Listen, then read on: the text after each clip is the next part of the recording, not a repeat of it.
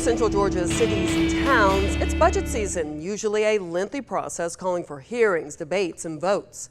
But have Warner Robins politicians violated the city's own ordinance for passing their budget? That's what some of you are asking online. Zach Merchant is in studio to verify. Yeah, Lori, Warner Robins is deep in budget season right now. They're scheduled to vote on and likely pass next year's nearly $110 million budget on Monday night.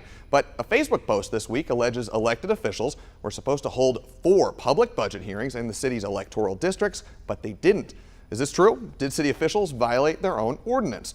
We talked with the city attorney and dug into the code book to verify. Here's what we learned. A lot of Verify segments are pretty complicated. This one, at least on its surface, is not. The city code is clear. Passed in 2018, Section 2-113 says additional hearings shall be held in each of the 4 council districts no later than 90 days prior to the start of the fiscal year. That means besides last week's public budget hearing in the council chambers, there should have been 4 more throughout the city. Did that happen?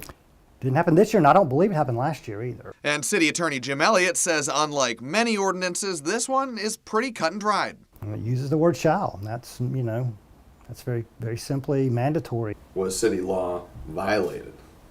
Was it violated?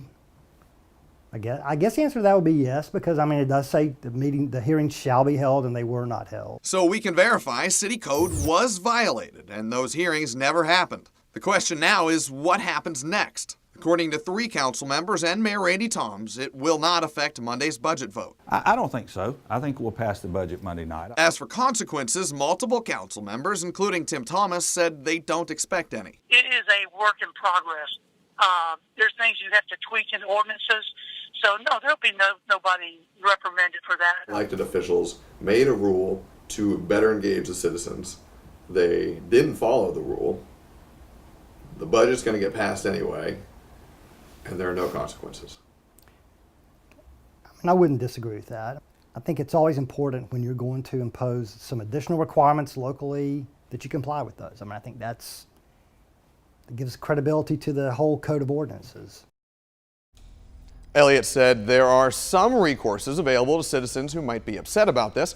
According to him, they could file what's called a writ of mandamus, a legal motion to compel a lawmaker to hold the hearings. Or it's likely they could also file an ethics complaint through the city's newly passed City of Ethics ordinance. At least one person I've talked to already says they plan to file one. Lori? Thank you, Zach. There was also some debate over who's responsible for this. Councilman Thomas says he couldn't hold a hearing because the mayor didn't give him the budget in time. The mayor said council could have held hearings without the budget, and Tom says he believes the failure to hold hearings was an unintentional oversight.